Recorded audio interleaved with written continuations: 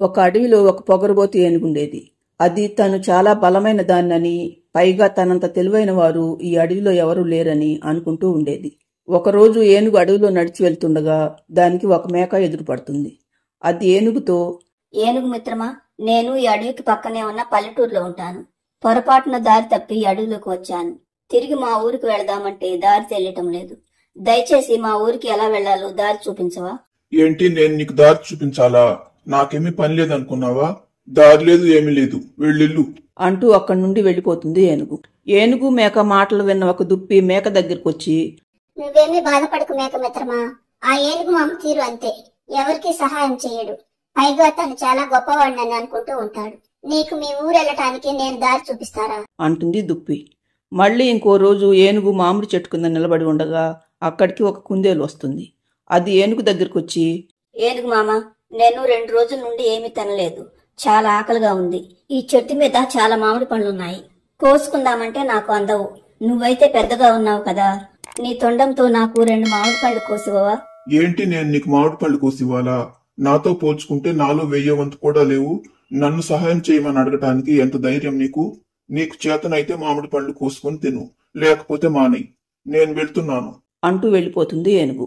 ఇదంతా చెట్టు మీదుండి చూసిన ఉడత, ఎందుకు కుందేలు మిత్రమా, ఆ ఏనుగు మామ గురించి తెలిసి కూడా సహాయం చేయమని అడిగావు. నీకు మామిడి పళ్ళే కదా కావాల్సింది. నీకెన్ని పళ్ళు కావాలో చెప్పు, నేను కోసిస్తాను అంటుంది ఉడత. ఇంకో రోజు ఏనుగు నీళ్లు తాగుదామని చెరువు దగ్గరకు వెళ్తుంది. అక్కడ ఒక చీమ నీటిలో కొట్టుకుపోతూ, ఏనుగు మామ, ఏనుగు మామ, నేను నీటిలో కొట్టుకుపోతున్నాను, దయచేసి నన్ను కాపాడవా? చిచి, ఈ మధ్య నా ప్రతివారికి నేనంటే అలుసైపోయింది. ప్రతివారు నన్ను సహాయం చేయమని కోరేవారే. నేనెవ్వరికి సహాయం చేయనని తెలుసు కదా, మరి నన్నెందుకు అడుగుతున్నారు?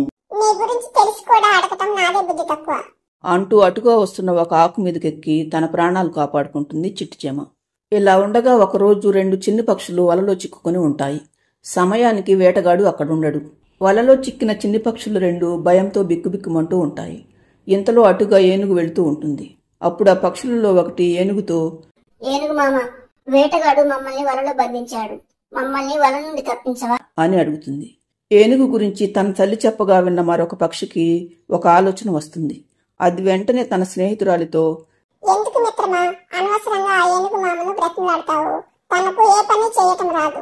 ఈ వలను ఇక్కడ నుండి తీయటం అస్సలు రాదు. మరెవరినైనా సహాయం చేయమని అడుగుదాంలే. ఏనుగు మామను వెళ్ళనివ్వు. నువ్వు వెళ్ళి ఏనుగు మామ, నీకే పని చేయటం రాదని దీనికి తెలియదులే అంటుంది చిట్టి పక్షి.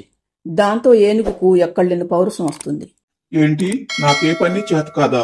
ఇప్పుడు చూడు, ఈ వలను చిటికలో పక్కకు తప్పిస్తాను అంటూ పక్షుల మీదున్న వలను పక్కకు నెట్టేస్తుంది ఏనుగు. పక్షులు 2 వెంటనే ఎగిరి చెట్టెక్కేస్తాయి. తరువాత చిట్టి పక్షి ఏనుగుతో, మమ్మల్ని వల నుండి తప్పించినందుకు చాలా కృతజ్ఞతలు ఏనుగు మామ. నువ్వెవరికి సహాయం చేయవని తెలిసి నీకే పని చేత కాదని అన్నాను. చివరికి నీ అంతటి నువ్వే వలను పక్కకు తీసేలాగా చేశాను. పదమిత్రమా, వెళదాం అన్ని చిట్టి పక్షి దాని స్నేహితురాలు అక్కడి నుండి తుర్రుమని ఎగిరిపోతారు. దాంతో ఏనుగు ఇంత భారీ శరీరం ఉన్న తనకంటే ఎంతో చిన్నగా ఉన్న ఆ చిట్టి పక్షే తెలివైనదనుకుని అక్కడి నుండి వెళ్ళిపోతుంది. అప్పటి నుండి ఏనుగు తను చాలా తెలివైన దాన్నని అనుకోకుండా బుద్ధిగా ఉంటుంది. ఫ్రెండ్స్, ఈ స్టోరీ నచ్చితే లైక్ చేయండి. ఛానల్ను సబ్స్క్రైబ్ చేసుకోండి.